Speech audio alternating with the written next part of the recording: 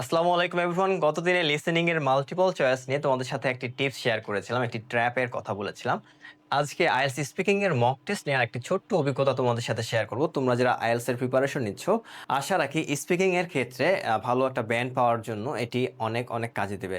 So তোমরা অনেকেই জানো যে কিউ কার্ড কিন্তু একটা অনেক গুরুত্বপূর্ণ বিষয় স্পিকিং এর ক্ষেত্রে। সো এই কিউ কার্ডে যেটি হয়ে থাকে, তোমাকে 1 মিনিট সময় দেওয়া হয়, যেই 1 মিনিটের মধ্যে কয়েকটি প্রশ্ন নিয়ে তোমাকে বলতে হয়।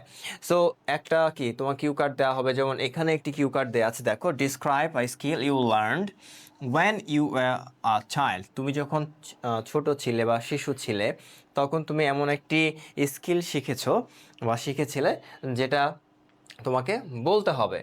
সো কি কি বলতে হবে দেখো, what the skill was and who taught you this skill, how you learned it and explain how useful this skill has been in your life. So তোমরা সকলেই জানো, যেটি শুরুতেই বললাম, যে 1 মিনিট দেওয়া হবে, দেন তোমাকে 2 মিনিটের মতো প্রায় কথা বলতে বলা হবে। সো এখন তোমাদের সাথে যে বিষয়টা আমি শেয়ার করতে চাইছি বা আমি যে অভিজ্ঞতাটা শেয়ার করতে চাই, আমি যখন প্রায়ই মক টেস্টের সময় স্টুডেন্টসদেরকে জিজ্ঞেস করি বা তাদের সাথে যখন কথা হয় যে এই যে তাকে যে এই বিষয়গুলো নিয়ে বলতে বলা হয়, যে হোয়াট দ্য স্কিল ওয়াজ, দেখো এখানে কিন্তু পাস্টের কথা জিজ্ঞেস করা হচ্ছে। হু টট ইউ, তোমাকে এটি কে শিখিয়েছিল। আবার দেখো, হাউ ইউ লার্নড ইট, তুমি এটা কীভাবে শিখেছিলে বা কীভাবে শিখলে। ওকে, সো এই যে কথাগুলো রয়েছে, এগুলো কিন্তু প্রতিটি পাস্ট টেন্সে লেখা বা পাস্ট টেন্সে জিজ্ঞেস করা হয়েছে।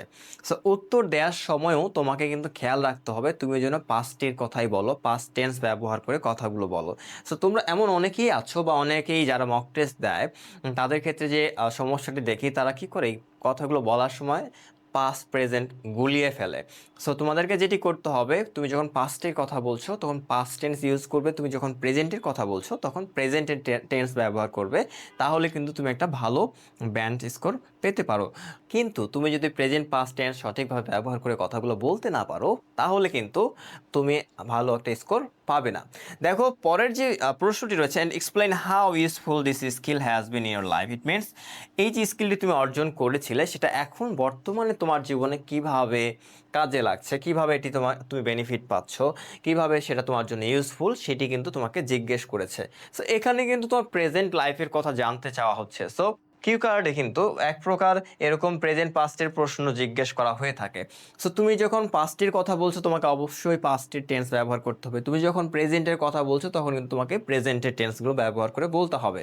সো এখানে যেমন বর্তমানে শেষের যে প্রশ্নটি রয়েছে, এখানে কিন্তু তোমাকে প্রেজেন্টের টেন্সগুলো ব্যবহার করে বর্তমানে তুমি কিভাবে বেনিফিটেড হচ্ছ সেগুলো বলতে হবে। সো এই যে টেন্স ব্যবহারের যে বিষয়টি বললাম, এটি কিন্তু অনেক একটা গুরুত্বপূর্ণ বিষয়, কারণ অনেকে এই ভুলটি করে থাকে। আর তোমরা যদি এই ভুলগুলো এড়িয়ে নিজেকে একটু শুধরে নিতে পারো, নিজে নিজে একটু রেকর্ডিং করে শোনো, তাহলে কিন্তু বিষয়গুলো বুঝতে পারো যে কোথায় তোমার ভুল হচ্ছে আর কোথায় ভুল হচ্ছে না।